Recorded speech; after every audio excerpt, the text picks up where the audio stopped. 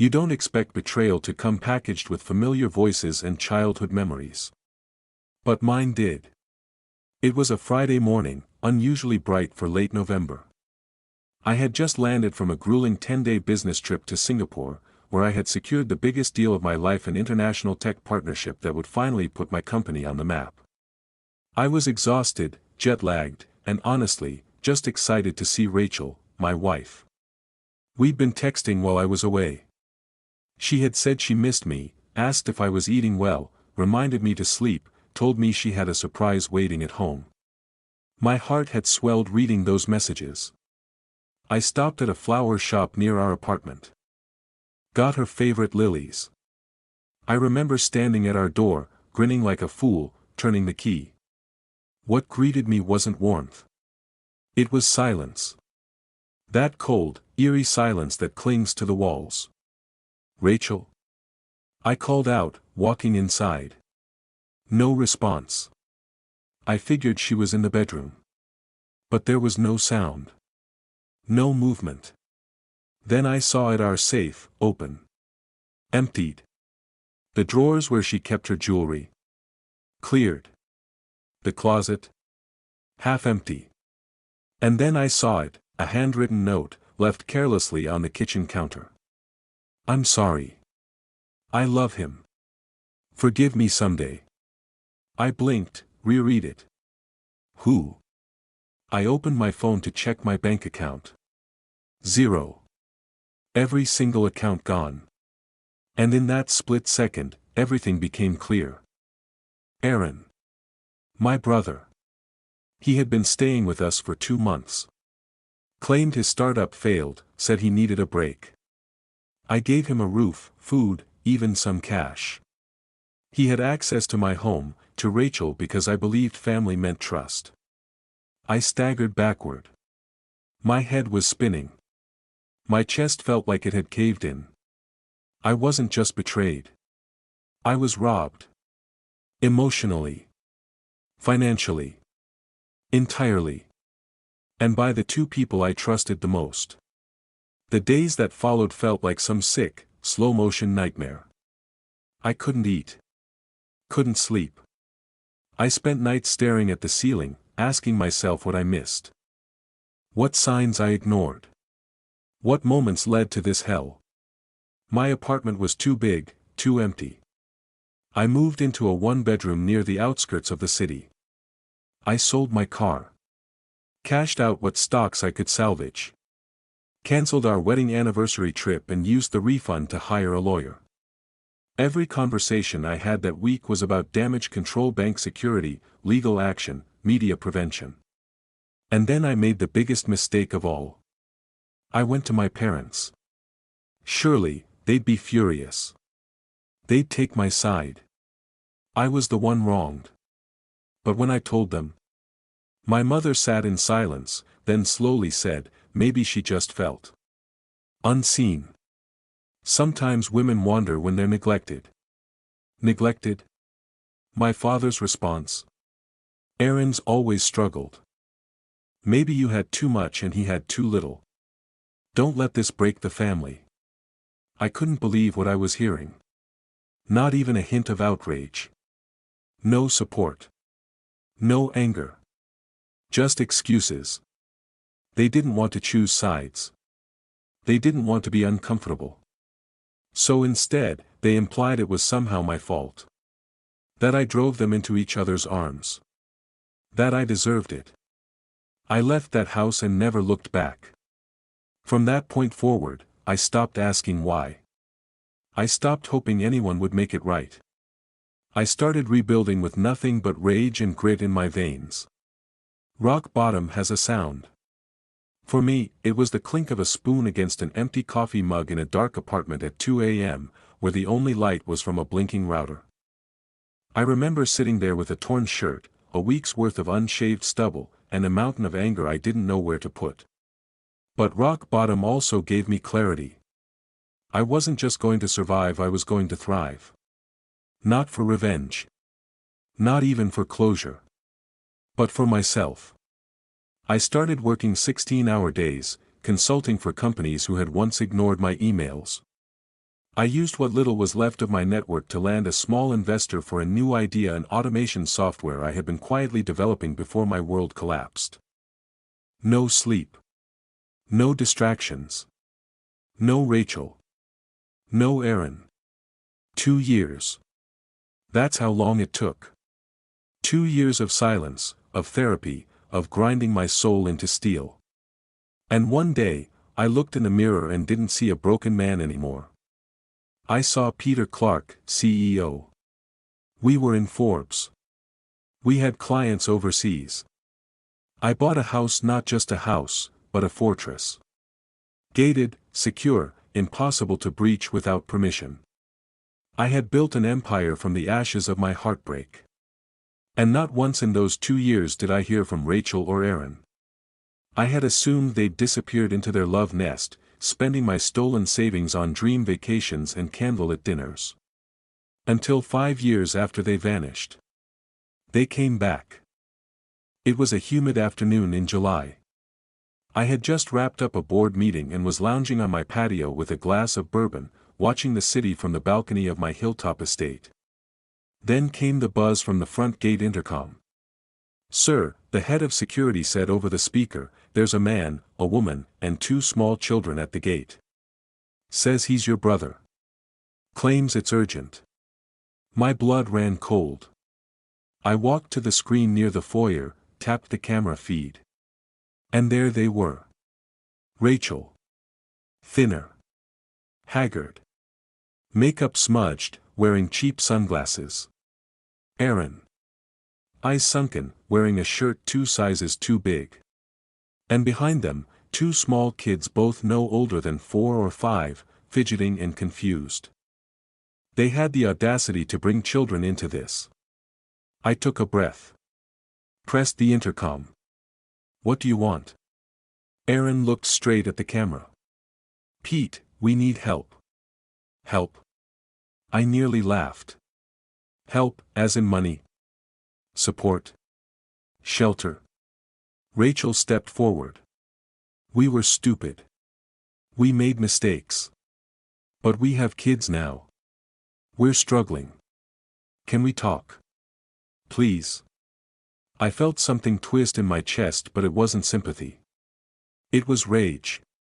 "You mean to tell me," I said, "that after you emptied my accounts, stole my wife, and vanished without a word, you now want to stand on the doorstep of the life you thought I'd never have, and ask me to rescue you?" Aaron stammered.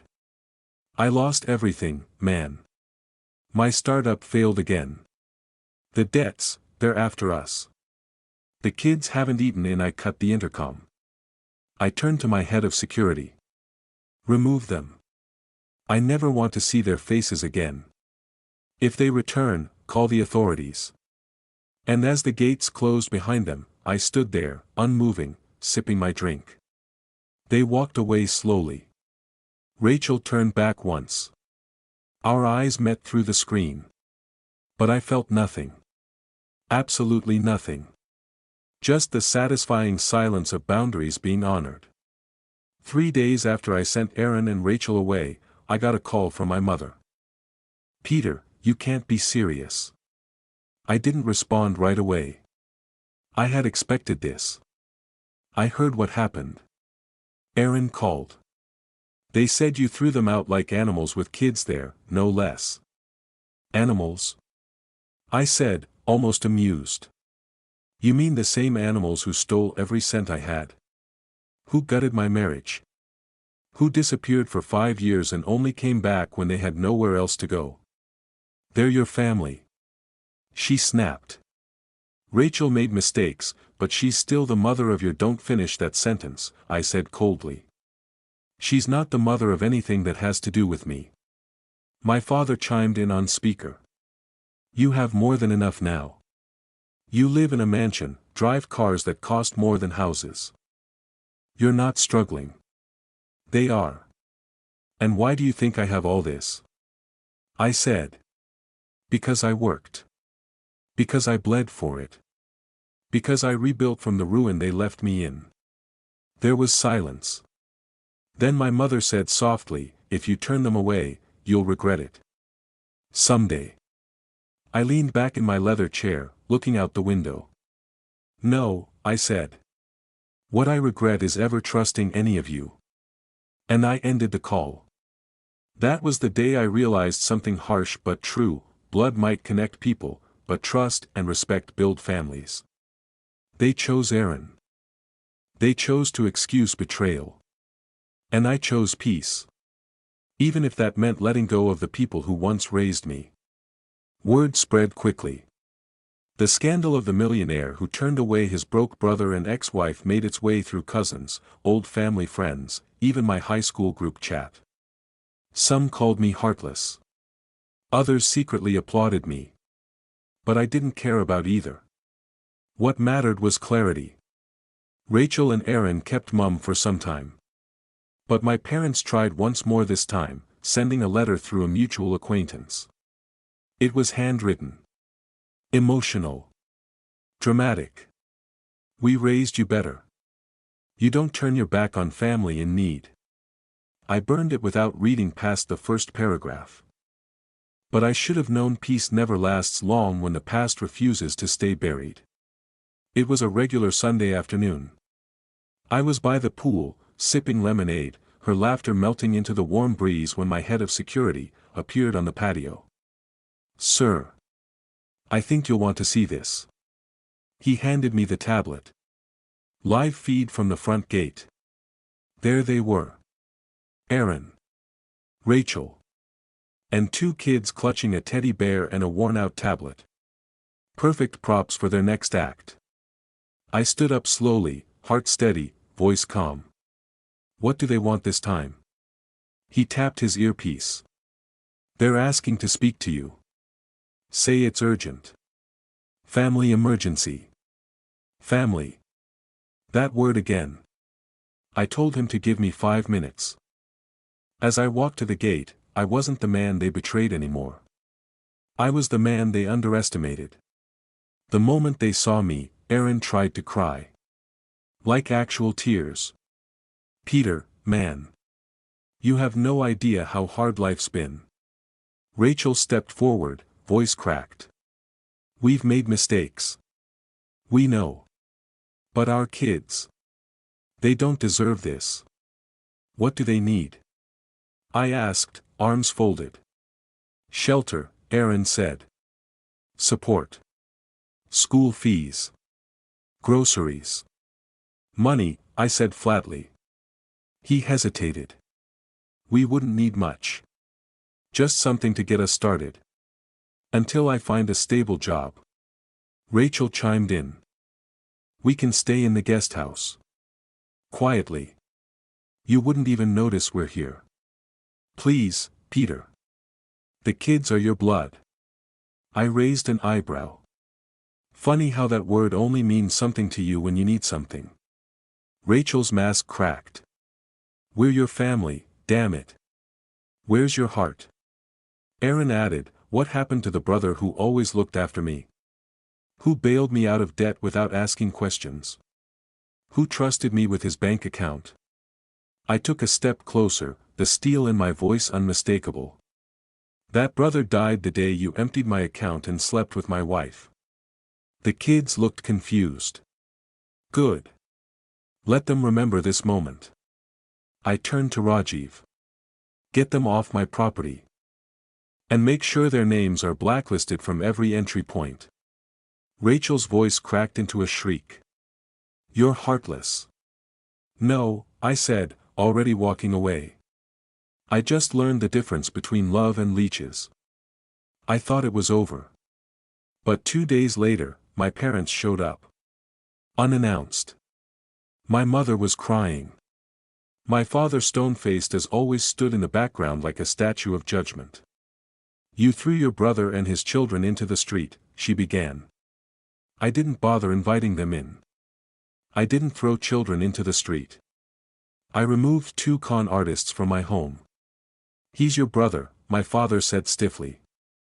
"And that used to mean something," I snapped. "Until he turned my life into ashes."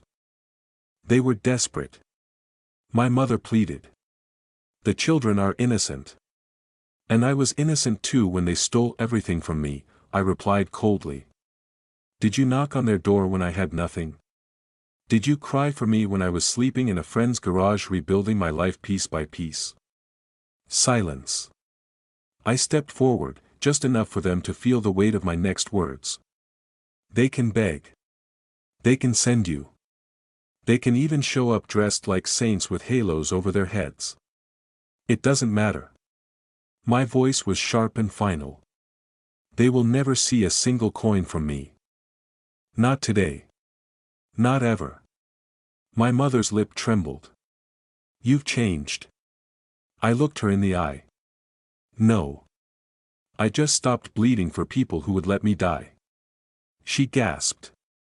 My father turned away. I called for Rajiv again. Escort them out.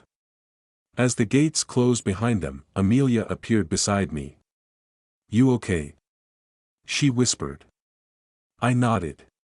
I'm just finally done letting people write chapters in my life when they were only meant to be footnotes. And with that, I walked back into my home no longer haunted, no longer hunted. Just free.